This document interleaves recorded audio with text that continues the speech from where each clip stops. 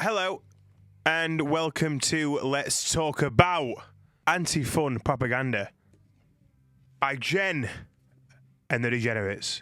Now, I'm happy to be completely transparent that I am good friends with Gen and her Degenerates, and I was very excited for this debut album to drop. And this album did not disappoint. It came shortly after their debut EP, which was Only Alive When in Motion. There's a lot of things I really like about this album. One of those is that it is very brave. It's fucking funny. It's a hilarious album for all the right reasons. It's a very funny album. It's political. It's in a Trojan horse sort of way where, you know, at times it's overtly political, at times it's subtly political. It's also competent. It knows what it is. It knows what it wants to do. It sets out to do it. It does it. So there's lots of reasons, like I said, that I like this album. And I'm going to talk to you, I'm going to go track by track, actually. There's 10 tracks, and we're going to kick it off with Kids Wanna Dance.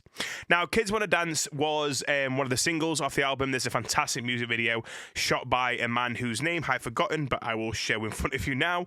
And it's a fantastic, fantastic opener. It's got these really sort of fast synths that evoke lots of songs that we've heard in the past. I believe most recently it was probably a sort of very repetitive synth that you probably would have heard on the 1975's latest album, on the song Looking for Somebody to Love. It's got that intro, which gives it a really nice sort of fresh sonic take on what is about to come, which is a lot of heavy rhythmic and dancey guitar leads. In this song in particular, they sort of embellish a lot of the core music, which is driven by the bass part. There's a real sense of urgency with Kids Wanna Dance. There's a real sense of fun, of playfulness, and it absolutely captures the essence of the album, which is a recognition of the dark aspects of our existence, particularly the existence of a young, becoming adult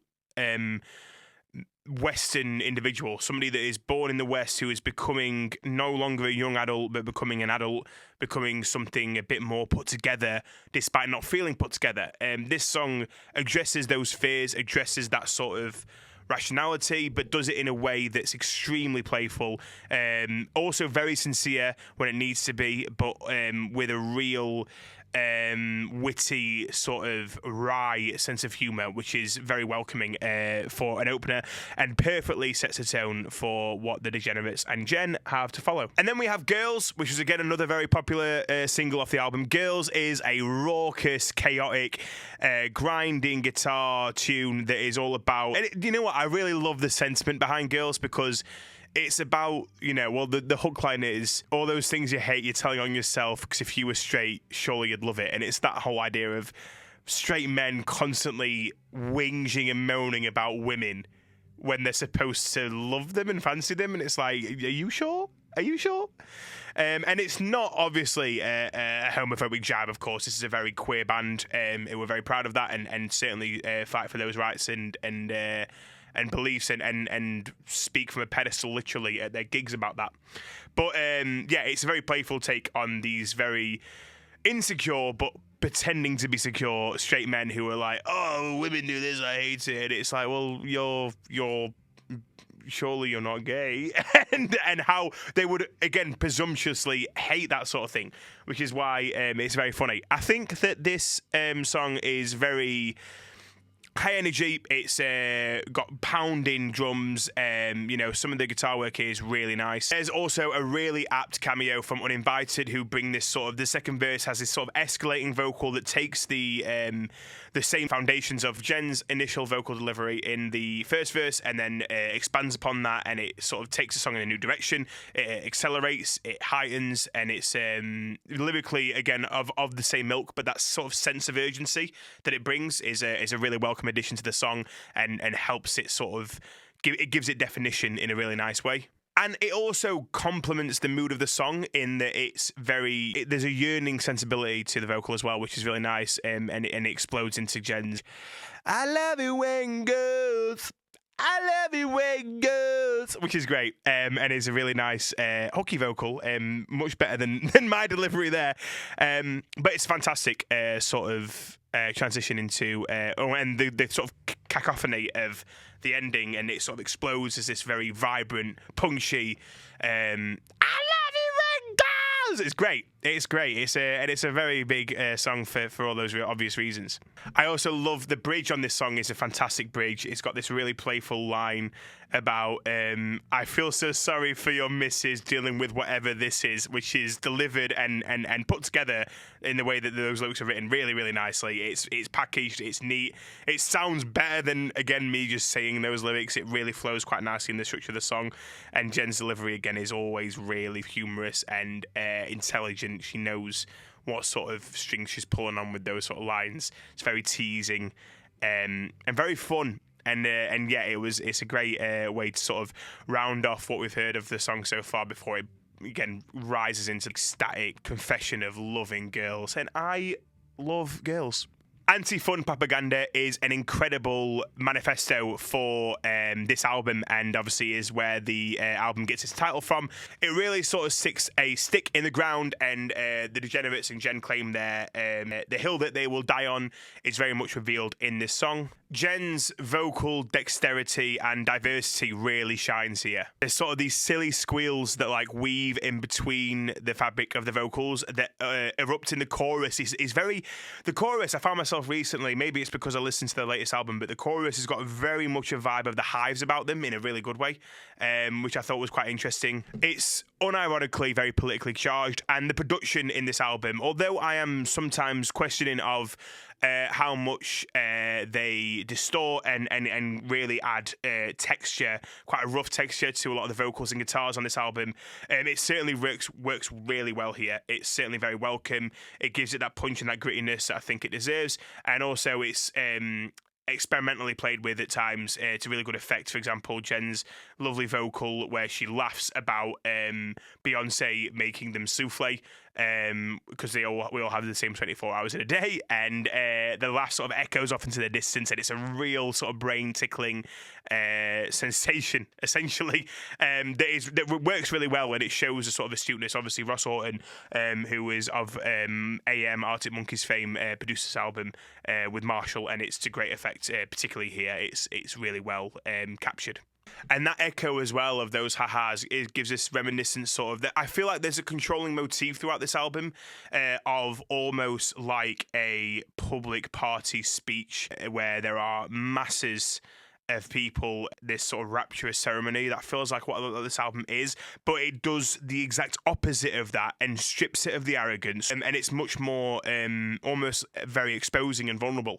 But there's something amazing about that sort of idea and motif that I found myself listening through it again, and every song seems to be a statement and a political mandate almost that is delivered to a big crowd, and there are moments in these songs where the production certainly creates space with like reverb and echo that gives it that sort of essence, although a lot of it does sound like it's coming through your radio, you're at home, you're in the street, it's on your headphones, it's wherever it is, it's this big broad message to the people, but it doesn't have any of the grandiose bullshit of that. It doesn't have any of the bollocks of that, which is amazing, and I think that's what makes it quite interesting, because I don't think there was any deliberate attempt to sort of make this and construct this as if it was some sort of grand soapbox delivery. Jen, I don't think, has ever tried to frame herself as a polemicist, yet it certainly has sentiments of that sort of practice, but again, they're balanced in a really delicate way, a really artistic way, importantly, and that makes it a very engaging listen as an album.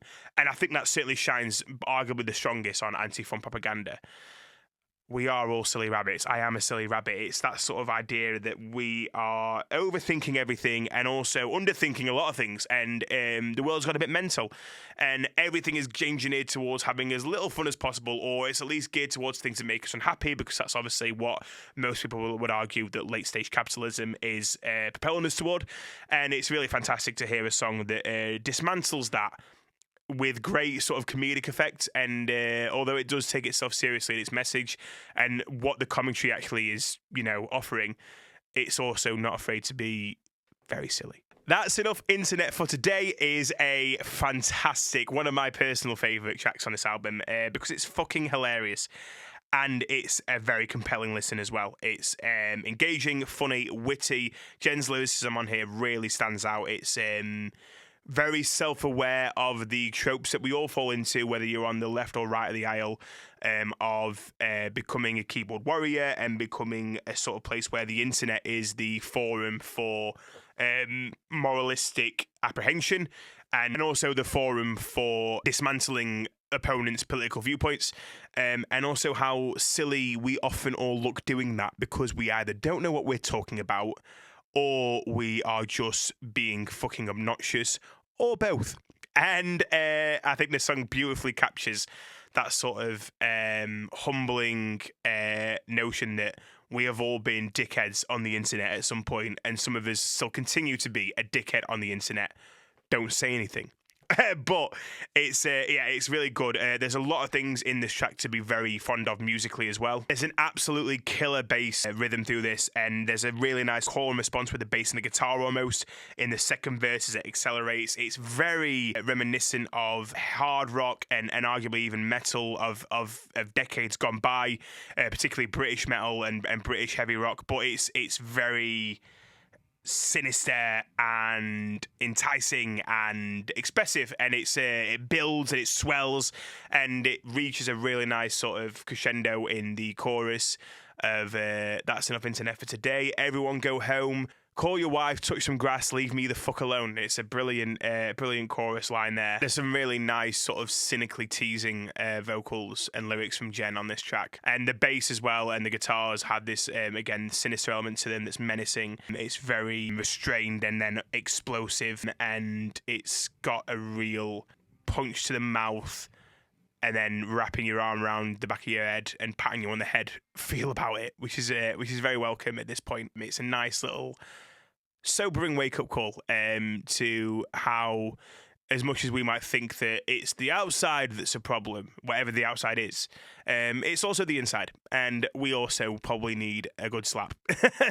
All Figured Out follows that, and All Figured Out is a really strong track that sort of takes from all the best tropes of modern rock and interprets them in a way that is not necessarily overly experimental, but by no means derivative or diminishing. It's very honest, it's very sincere, it's very self-aware and precise in Jen's lyrical confessions and observations on this album, on this track rather. The lyrics again are humorous, but they lean against this sort of remorseful introspection that is really quite arresting. And again, after this big sucker punch from the previous song, you're brought into a very soft place of contemplation and again there's a self-awareness that's quite brutal in the previous track of That's Enough Internet for Today, yet here there's a introspection and a self-awareness that's very tender,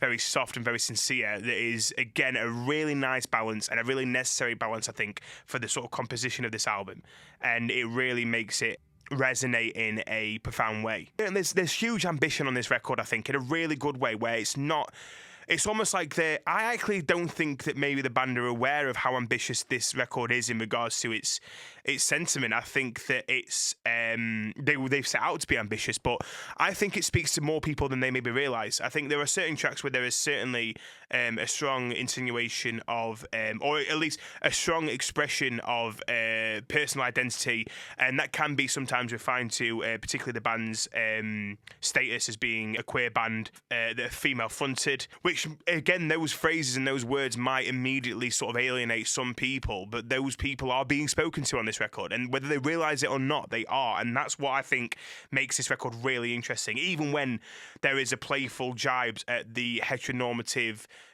cynicism of femininity in girls, where they are just seen as, these lads who were so putting down of women, even though they claim to love them and are being attracted to them, are ridiculed in a very unscathing way, as they arguably should be. Even on an album with a track like that, there is a track like this that reminds us that, and of course with its companion track in a weird sort of way, That's Enough Internet for Today, it reminds us that this is not about division and not about separation, and it is a unifying act. This album, it's a unifying expression. This album does a really good job of getting to those corners of the modern Western experience and saying things quite important about it. There's this, in regards to the motif, there's this really beautiful moment on this track where there's discussion of it's like an off the cuff soundbite of Jen and a friend talking about Sims 2 and their experience with how good that was. And it's very nostalgic, which inherently is then also quite dismissive, or at least unconfident of the future, if something is inherently nostalgic. But on top of that, given the nature of the song, just wanting to have it all figured out, wanting to have a foothold in the future, which it feels like a lot of young people these days, or people that are emerging into adulthood and serious adulthood into the 30s, certainly don't feel like they've got. And one thing that's really quite powerful about this moment is, again, thinking about that motif I have of this band delivering this sort of manifesto from a balcony to a crowd of people, is this is the first sort of time that we see behind the curtain of that political event. This is in the back of the balcony, away from the sight of the roaring people, and this is a intimate conversation. And it's also, again, very metaphorically clever. Whether it was intentional or not, I don't know, but knowing this band, I would like to think it is intentional. Is that what they're talking about is Sims 2, which is, again, a simulator for what is incredibly domestic. You know, it's people who it's computer generated figurines who you control their life, and they get a house, and you build their house, and they get a dog, and they have relationships, and that's what the song's about. And we spent our lives growing up regenerating that, and that was play, that was recreation. Whereas now when it's in a reality where it's always been essential, we can't even replicate it in an essential way. We can't even get affordable housing. Relationships are much harder to maintain. And I think that was a really clever, precise moment of commentary on this album that I think is quite easy to get overlooked, but it says an awful lot about what the artistic commentary is. And again, this is where it sort of Trojan horses that politicism as well, because it forces us to question, well, why have we come to this point where what is now unattainable in our youth was play, and it was something so fundamental, so domestic, so foundational, that it now seems like a dream, and it's now attainable, it's now desirable in a sort of romantic way, not in romantic in the stereotypical sense, but in the sort of idealistic way. And I think this song is actually, in many ways, the heart of the album. It's a song that's great musically as well. It's got a really strong progression. It's got, like I said, some of the best sort of elements of a typical modern rock song. Palm muted guitars, lovely vocals that sort of fall off the edge of a cliff before coming back round and steadying the ship, and it's really got a lot to go into it sonically. But again, I think it's very direct lyricism. Very vulnerable lyricism is really the highlight of this sort of song, and is an essential song on an album and a project like this. It's very suitably followed by Plan B, which is an interlude, which is, again, all of those things I sort of talked about or figured out. It doubles down on that and heightens them and accentuates, I think, that metaphorical narrative that it's trying to put across. And in this, again, to refer to the motif, the roaring delivery of a political rant is reduced to the delicate, sweet crooning of a tin can radio styled, highly equalized radio broadcast vocals of a guitar. We're hearing it from another room. We're hearing it from somewhere else. And I think that's a really interesting presentation of this brief interlude. You sort of stay in the room behind the podium on this track. And through the sort of tinny, intimate half recording, Jen paints her ideal simple life that seems unattainable. It's beautifully honest and vulnerable, and these sort of strings come in later on in this track as well, so even sonically it's got this really nice build up where after we get this very intimate and sincere introduction that's very modest in its production values, then we have these really clear and really present strings that sort of come through like a breeze on our face. And that is then met by further guitars that again sort of are like the temperature of that breeze, the coldness and the feel of it then starts to sort of cascade down the sides of our face whilst we're still facing and directing our attention towards this distant symphony, this distant sort of ballad, this distant sort of poem that Jen sings in seeming solitude, and it's a very private moment that we feel we're invited to. And it works really well, again, on the backdrop of everything we've heard so far. Again, this is really where the album starts to grow legs, and I think it's why it's a much more conceptual album than it maybe even lets on to, and why it probably deserves a lot more attention than it maybe has got already, despite having fantastic reviews in the likes of Crank and other really popular media publications. And it really accentuates the concept of the album very well, I think, at this point. Famous is the next track. When will it be enough for you? When I'm famous, that sort of idea is really hammered home over this track. Again, which is also quite funny. The verses have a white stripes type of vibe to them, which is very nice. There were quite a lot of, again, I think quite unintentional harks back to sort of noughties indie rock on this album, despite having really heavy blues influences, alternative and metal influences in places.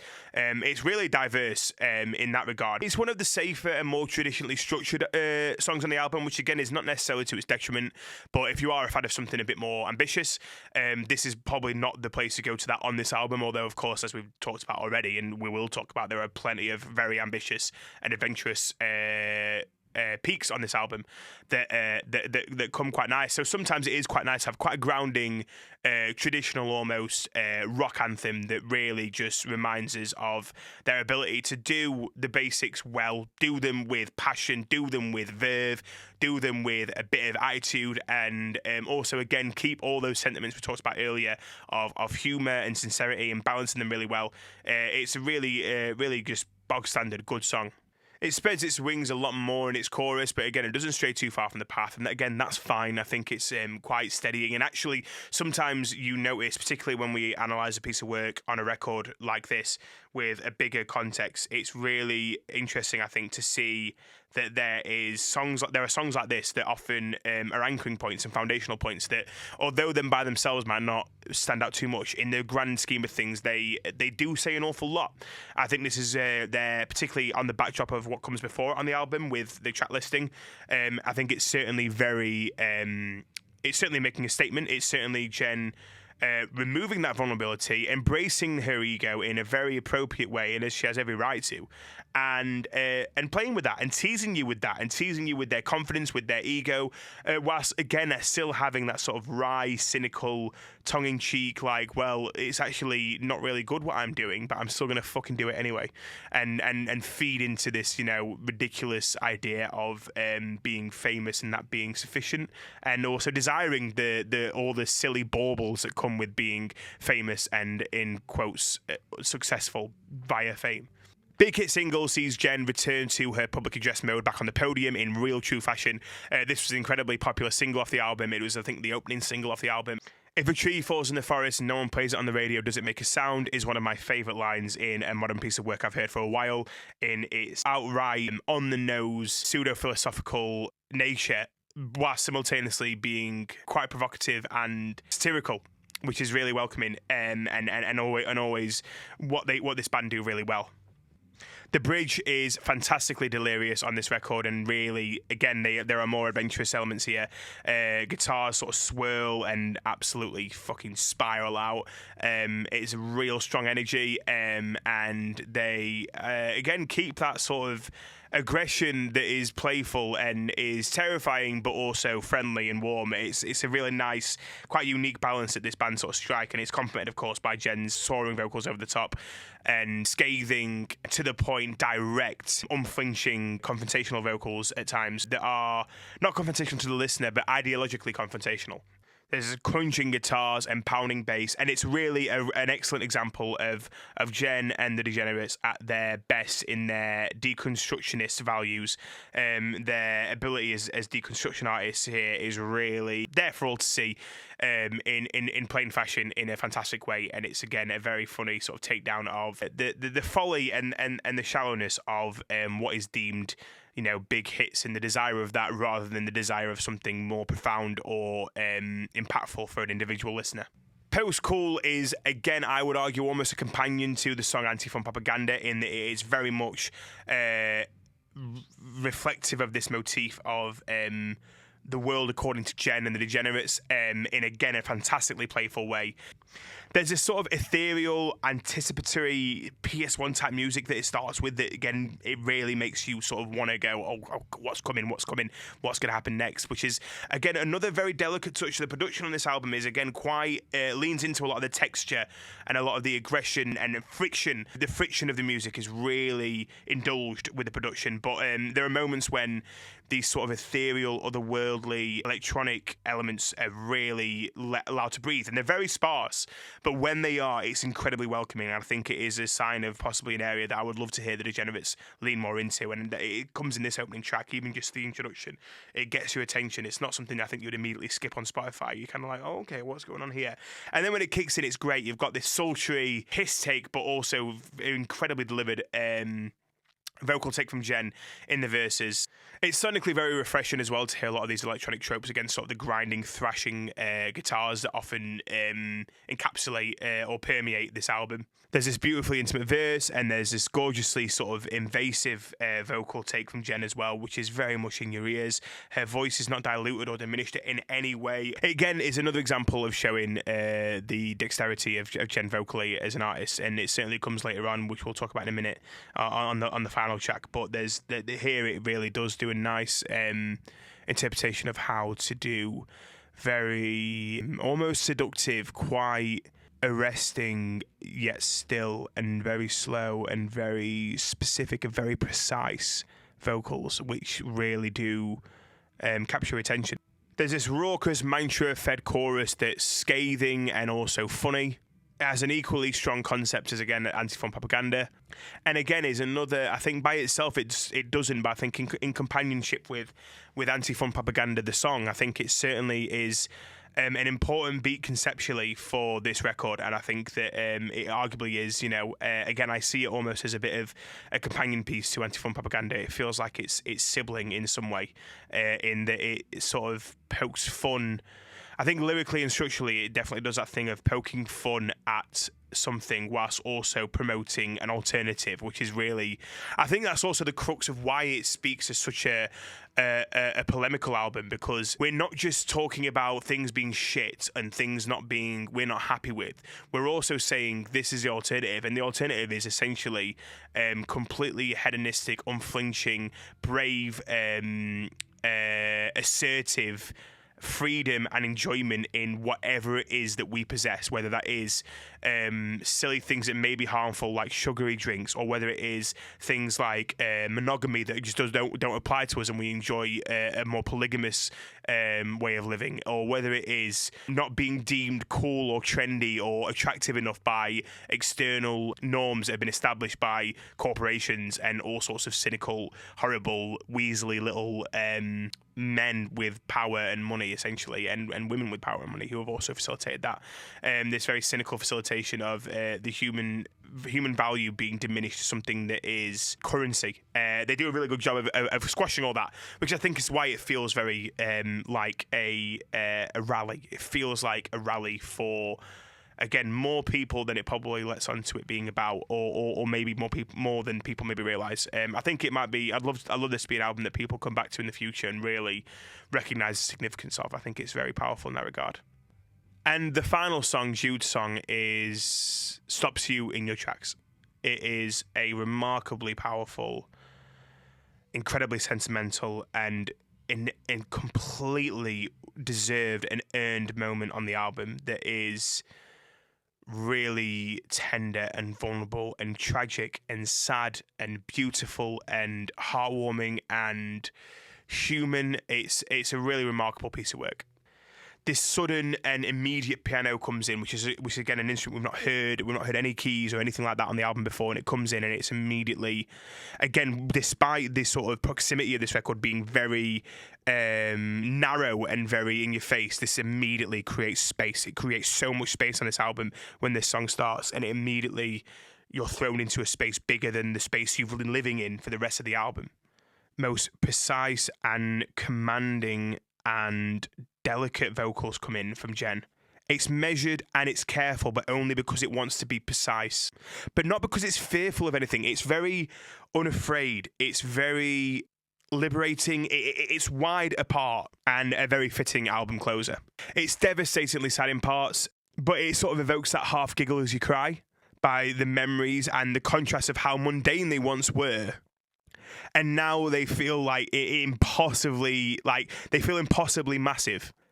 There's like this confident and bold reclamation of a Beatles song is sort of like the lyrical twist or spin in this song. I wouldn't say gimmicks, it's not gimmick at all, but this sort of, that's what the interpretation is. It's almost like an interpolation of Jude's song, of Hey Jude rather. And that's beautifully lent against the line, there's a piece of you in everything I do. It's that sort of recognition that like we all participate in each other's lives, whether we like it or not, and they then create our lives, they then influence our lives, they make us who we are. Events and people and art and songs make us who we are, and in our leaving, you know, we take away from the lives that we've or the things have helped, you know, build. There's in the leaving of anything, of a human or a thing or a feeling or a work, it takes away. But then this song addresses that, but then there's also rebirth. There's regeneration and continuity, and that's where, you know, the instrumental is a testament to that. When it lets the music speak, it lets all the things that have been said, they stop, and then the music carries on, and it keeps going, and it keeps going, and it's charged with everything that has come out of Jen's mouth, everything that's been said about this fantastic person, all these mundane memories that were once very domestic that are now, again, impossibly massive, all these gorgeous imprints on her life and how they've shaped the way she lives her life and who she is and how she recognizes parts of this other person in herself. They all are still there present, but they're not spoken because they exist and continue in another form. And that's something that I think is, again, very artistically deliberate, and again, intentional or unintentional. It is almost irrelevant at this point. And of course, what also speaks to this are the tenderness of Jude's words at the end of this track. Never tell people what to do, let them figure it out for themselves. Which is an incredibly apt way to close this album. The political speech is over on that note. That is the final comment, and it is the encapsulating comment. It encapsulates the defiance of the recognition of not being conformist to and satisfied with the state of things, and also that celebration of, well, the thing that I already am, I am going to celebrate. Because even though I can be better, the thing that I already am is what I am, and that's what I'm going to celebrate because I am it. And the irony is that Jen and her party have spent the entire album telling us this, that they are not going to change who they are and they're not going to bend to anybody else's will. And nor should they. But Jude cements this, ties the ribbon in a chaotic, defiant, playful, silly, spirited, compassionate album. So yeah, those are my thoughts on Gen and the Degenerates anti-fun propaganda. Go and check them out, follow them on Instagram, social media, see what else it's all about. They do, I believe, have a new album coming out soon because they've dropped some new music, which is exciting. So I'm really keen to see the direction this goes in. But yeah, it's an album that I think is unintentionally, I almost feel like it's unintentionally a concept album in a way, and I think that it is also so much more inclusive than it's... I think it knows it's inclusive but doesn't try and boast about that. It's talking about wanting to grow up and wanting to live a life that our parents had that we couldn't have, and how we then come to terms with that. You know, the first song is the panic button. The first song is the world is ending and I'm sick of pretending, and yet it ends and continues, and the journey is an adventure, and it's a celebration, and there's silliness and dance and playfulness, and it's ridiculous and it's funny, and that all comes off the backdrop of a, you know, doomsday song, and finishes with a song about how much they remember the shape of somebody in a room. But yeah, Gen and the Degenerates, anti-fun propaganda. We've talked about it. Let's keep talking about it.